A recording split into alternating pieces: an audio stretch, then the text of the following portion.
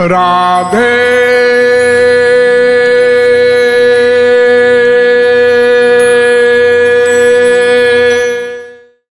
गुरु बिनु होई की ज्ञान, ज्ञान की होई विराग बिनु। बिना गुरु के ज्ञान नहीं हो सकता और विराग के बिना भी ज्ञान नहीं हो सकता। दोनों बातें आवश्यक हैं। ये विराग क्या है? देखिए, ईश्वरीय क्षेत्र में मन को ही प्रमुख कर्ता बताया गया है। मन ही हमारे समस्त कर्मों का कर्ता है। जो भी कर्म हम करते हैं, इंद्रियों से जो करते हैं, उसे भगवान नहीं देखते। जो कार्य हम मन से करते हैं, जिन कर्मों का कर्ता मन होता है, उनको भगवान अपनी डायरी में लिखते हैं और हमारे उन्हीं कर्मों के अनुसार हमको फल दिया जाता है। तो मन ही विशेष करता है, प्रमुख करता है प्रत्येक कर्म का। और ये मन हमारा, इसी मन को शरणागत करना है, कुछ ना करने की अवस्था पर लाना है। लेकिन यही मन हमारा क्या करता है? संसार में आसक्त है, प्रतिक्षण कर्म करने में अभ्यस्त है। और ये प्रतिक्षण का कर्म क्यों कर रहा है? केवल इसलिए कि हमें किसी प्रकार से सुख की प्राप्ति हो जाए। और ये सुख कहाँ ढूंढ रहा है? ये सुख ढूंढ रहा है संसार में। इसी संसार में आसक्त है। क्यों आसक्त है? क्योंकि इसी संसार में वो सुख की इच्छा रखता है, सुख की आशा रखता है, इसलिए सुख ढूंढता रहता है यहीं पर। तो इसी संसार से मन को विरक्त करना है, मन का वैराग्य करवाना है। तो ये जो कहा गया, तुलसीदास जी ने कहा, ज्ञान की होई विराग बिनु। विराग करना है, विराग। ये विराग भी दो प्रकार का होता है। एक अनुकूल भाव का राग और एक प्रतिकूल भाव का राग। यानी जिसको हम कह सकते हैं एक राग और एक द्वेष। ये राग भी दो प्रकार का है। प्रतिकूल भाव से भी राग होता है और अनुकूल भाव से भी राग होता है, जिसको हम अपने संसारी भाषा में कहते हैं राग द्वेष। अनुकूल भाव से राग तो आप समझते होंगे, लेकिन आप कहेंगे प्रतिकूल भाव से राग कैसे हो सकता है? प्रतिकूल भाव से तो द्वेष ही होता है, दुश्मनी होती है किसी से। राग कैसे हो सकता है? देखिए, राग हो या द्वेष हो, ये दोनों चीजें इसी मन से होती हैं। हम जब किसी से राग करते हैं या द्वेष करते हैं, दोनों स्थितियों में हमारा मन पिघलता है। राग में भी पिघलता है उस व्यक्ति के प्रति जिससे हमारा प्रेम है, अटैचमेंट है, और जहां हमारा ये प्रतिकूल भाव है, द्वेष है हमारा, वहां भी मन पिघलता है। इसलिए जब आप कहीं पर घूम रहे हैं, मान लीजिए बाजार में घूम रहे हैं, कोई आपको अपना प्रिय मिल गया, तो उसको देखते ही आप प्रसन्न हो जाते हैं, खुश होते हैं, जाकर के बात करते हैं, और भाई कैसे हो, आजकल कहाँ रहते हो, क्या कर रहे हो, इसे प्रसन्न होकर के बात करते हैं। और यदि आपका जिससे द्वेष है वो भी अगर आपको दिख जाए तो आप उससे बात भले ही नहीं करेंगे, लेकिन वो भी आपके मन में आ जाता है। वो आपके बगल से क्रॉस भले ही हो जाए, लेकिन फिर आप मन ही मन क्या सोचते हैं? हाँ, बदमाश कहीं का, ऐसा करता है, वैसा करता है, 420 है, मक्कार है, ऐसे भुनभुनाते हुए आप निकल जाते हैं वहां से। तो दोनों स्थितियों में मन ही तो कार्य कर रहा है। जहां राग है वहां भी मन पिघल रहा है, जहां द्वेष है वहां भी मन पिघल रहा है। देखिए, जब कृष्णावतार हुआ तो कृष्णावतार में गोपियों ने प्रेम किया भगवान से, और कंस ने भी प्रेम किया। आप कहेंगे कंस ने प्रेम कहाँ किया था? कंस तो मारने की मंशा में हर समय लगा रहता था। कितने राक्षस भेजे उसने श्री कृष्ण को मारने के लिए। हाँ, वो भेजे, लेकिन दोनों ने प्रेम किया। गोपियों ने भी प्रेम किया, कंस ने भी प्रेम किया। गोपियों का प्रेम वो अनुकूल भाव से था और कंस का प्रेम वो प्रतिकूल भाव से था। लेकिन देखिए दोनों में अवस्था उन दोनों की एक जैसी थी। गोपियों ने अनुकूल भाव से किया प्रेम तो उनकी दशा कैसी है? जित देखो तित श्याममयी है। जहां देखती है वो गोपियां हर तरफ उन्हें श्याम सुंदर दिखाई पड़ रहे हैं, ऐसी अवस्था है प्रेम में। और कंस की क्या अवस्था है? कंस की भी यही अवस्था है, वो भी जहां देखता है उसको श्री कृष्ण दिखाई पड़ते हैं। भोजन की थाली आई, अरे इसमें भी कृष्ण है, उठा के फेंक दिया। पहनने लगा वस्त्र, अरे इसमें भी कृष्ण है, उसको भी फाड़ दिया। जहां देखता है जो करता है वहां उसको श्री कृष्ण दिखाई पड़ रहे हैं। तो दोनों की एक जैसी अवस्था हो रही है। यानी राग हो या द्वेष हो, अनुकूल भाव से प्रेम किया जाए या प्रतिकूल भाव से प्रेम किया जाए, दोनों में मन पिघलता है। यानी राग में भी मन पिघलता है, इसी मन में आता है जिससे हम राग करते हैं, प्रेम करते हैं, और द्वेष जिससे करते हैं वो भी इसी मन में आता है। तो दोनों चीजें यही मन से होती है ना। तो यही मन हमारा इस संसार में आसक्त है, अनुकूल भाव से भी प्रतिकूल भाव से भी। इसी मन का राग भी है, द्वेष भी है। तो इसी मन को इस संसार के राग द्वेष से रहित करना है, उसी का नाम है विरक्ति। न राग हो कहीं न द्वेष हो, दोनों नहीं चाहिए।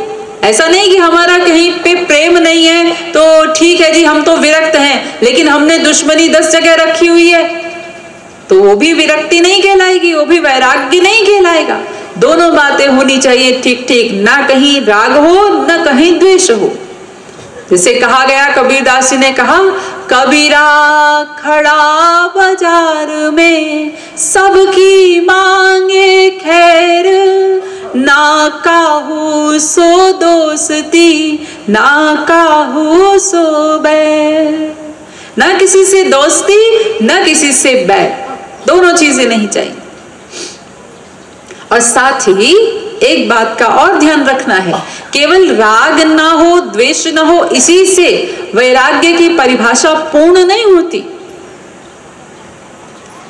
राग भी ना हो कहीं, द्वेष भी ना हो कहीं, और राग द्वेष रहित होने का अभिमान भी ना हो, अहंकार भी ना हो, तब वैराग्य पूर्ण होता है। हमने कहीं पर राग नहीं रखा, हमने कहीं द्वेष भी नहीं रखा, ऐसी अवस्था प्राप्त कर ली, लेकिन अब हमने ये अहंकार पाल लिया कि हमारा ना जी कहीं पर राग है ना हमारा किसी से द्वेष है, हम तो उदासीन भाव से रहते हैं संसार में। लेकिन आपने राग द्वेष रहित होने का यदि अहंकार पाल लिया तो भी वैराग्य पूर्ण नहीं हुआ। तो तीनों चीजें चाहिए, राग भी ना हो, द्वेष भी ना हो, और राग द्वेष रहित होने का अहंकार भी ना हो। एक राजा थे, एक दिन वो अपने सभा में बैठे हुए थे अपने सिंहासन पर, तो वहीं बैठे बैठे उन्हें जीवन की क्षणभंगुरता पर उन्होंने विचार किया और तत्काल उन्हें वैराग्य हुआ, और जिस अवस्था में बैठे थे उठ करके चल पड़े और गए एक महात्मा जी के पास, और महात्मा जी से जाकर के प्रार्थना की राजा ने कि महात्मा जी मुझे अपना शिष्य बना लीजिए, मैं आपको अपना गुरु बनाना चाहता हूं। तो महात्मा जी ने कहा, जा पहले त्याग करके आ, फिर आना मेरे पास।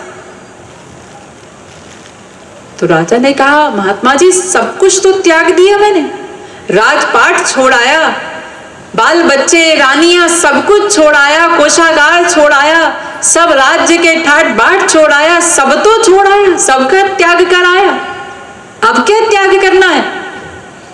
तो महात्मा जी ने कहा, मैंने कहा ना त्याग करके आ।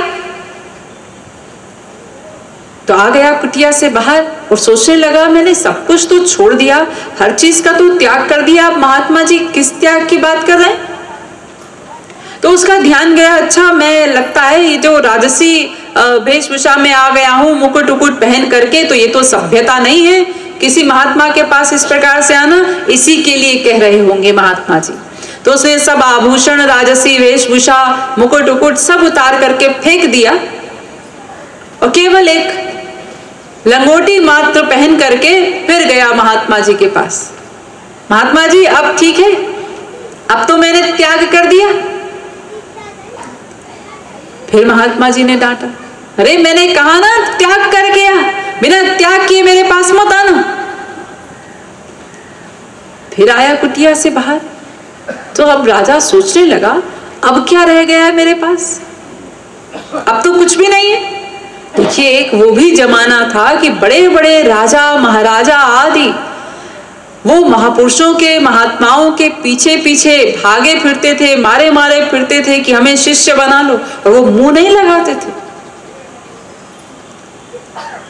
इतना उनका कड़ा स्वभाव रहता था उनके प्रति, ऐसा आचरण रहता था। लेकिन आज इस कलयुग में अगर उस समय की तरह महात्मा लोग, महापुरुष लोग हम लोगों से व्यवहार करने लगे तो एक भी जीव महात्माओं के पास नहीं जाएगा। समय को देखते हुए महात्माओं ने भी अपना स्वभाव बदल लिया, अपना व्यवहार बदल लिया, बहुत ढीले हो गए। अब तो ये हाल है कि अब तो बेचारे महात्मा लोग, महापुरुष लोग हमारे पीछे पीछे घूमते हैं, अरे हमारी बात सुन लो, हमारी बात सुन लो, और हम कहते हैं जी बड़ा सुन रखा है हमने, सब पता है हमको, हम परवाह नहीं करते। अब ये समय आ गया। तो महात्मा जी ने डांट के भेज दिया, जाओ त्याग करके आओ।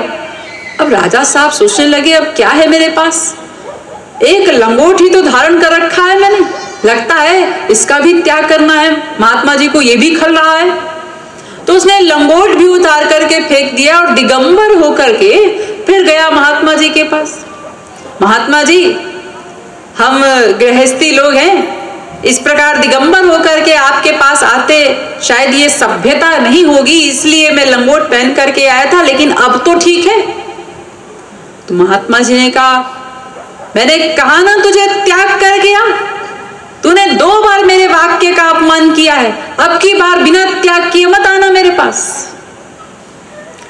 अब राजा बड़ा परेशान कि अब क्या है मेरे पास बाकी, अब तो कुछ नहीं बचा, अब तो ये शरीर ही है बस। तो ठीक है, अब अगर ये शरीर को भी महापुरुष ने अपनाया नहीं तो इस ऐसे शरीर को रख करके भी क्या लाभ है, अब मैं इस शरीर का ही त्याग कर दूंगा। ऐसा सोच करके अनशन करके सब छोड़ छाड़ करके बैठ गया राजा। और जब अनशन करके बैठ गया तो 1 दिन बीता, 2 दिन बीता, बीतते बीतते 8 दिन बीत गए। वो महात्मा जी भीतर भीतर रीडिंग ले रहे थे, परख रहे थे राजा को। जब 8 दिन बीत गए, उसके भीतर की स्थिति अच्छी हो गई, तब महात्मा जी स्वयं गए और जाकर के आवाज दी, हो राजन। चुप, कोई फीलिंग नहीं कि मैं राजा हूं। ओ त्यागी जी, चुप, ये भी फीलिंग चली गई कि मैंने कुछ त्याग किया है, यानी भीतर से बिल्कुल खाली हो गया कि मैं राजा हूं, मैंने राज्य का त्याग किया है, ये फीलिंग भी चली गई, मैं राजा हूं, ये फीलिंग भी चली गई। जब बिल्कुल खाली हो गया, अब महात्मा जी ने आवाज दी, ओ शिष्य उठ। अब आंखें खुली, अब अपनाया महात्मा जी ने।